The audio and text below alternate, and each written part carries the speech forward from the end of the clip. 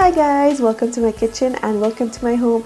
I'd like to start by wishing you a super happy new year. So happy 2019. I hope it will be a great one for you. Actually, New Year's Eve is 1 week away, so I'm in the process of preparing for my New Year's celebration. I was in a cafe the other day and my friend ordered a carrot cake and they brought it in a mason jar, and it was like layers of carrot cake and cream cheese frosting, and it was so cute. And I thought to myself, how didn't I think of it before? So that's exactly what I'm going to make today, and I'm going to make it using my ultimate best ever carrot cake recipe, which I posted a few years back.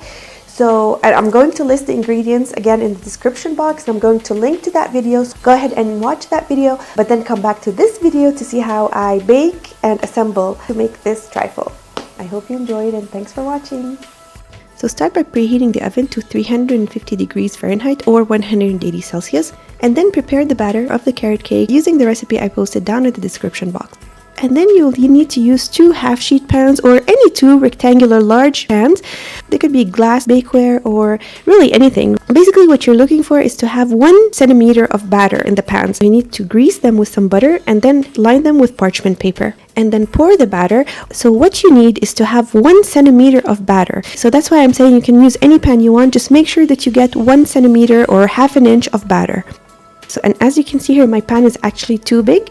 So what I did is I actually used aluminum foil to divide it to make the batter fit in a smaller area to get my 1 centimeter of batter. And then bake them for about half an hour or 40 minutes until the toothpick comes out clean. Then let them cool completely for at least an hour. Don't attempt to cut the cakes now, otherwise they will fall apart. And then once they're completely cool, take the cup that you're going to use to place your cakes in and use it to cut the cake. Then remove the cake pieces using a butter knife or a small spatula. And this is why it's really important to use parchment paper, because first, you don't want to scratch your pan while you're trying to remove the cake. And second, this way you make sure that your cakes don't stick to the pan. And put the cakes aside until you're ready to use them. And now you see all these leftover scraps of cakes? Don't you dare throw them away, you're going to use them later. And now it's time to assemble the cake. And of course, you need to have prepared your cream cheese frosting ahead of time, which you can find in the description box below. And then place the first layer of cake in your cup or your jar or whatever it is you're going to use. And I placed my frosting in a piping bag, and it makes it easier to frost, but you can also spoon the icing on top of the layer. And then place the second layer, and now the icing again. And then using a spoon, just smooth out the top. Now, remember those scraps that I told you not to throw away? Well, we're going to use them now. So as you can see, I'm placing them in the bottom of the cup. They don't have to be perfect, but it really doesn't matter. And then add the icing on top. Again, it doesn't have to be perfect. It'll still look very pretty and taste delicious. And that's what really matters. And actually here, I'm going to place 3 layers because this is a tall cup. And there you go. It's not perfect even layers, but it's very charming.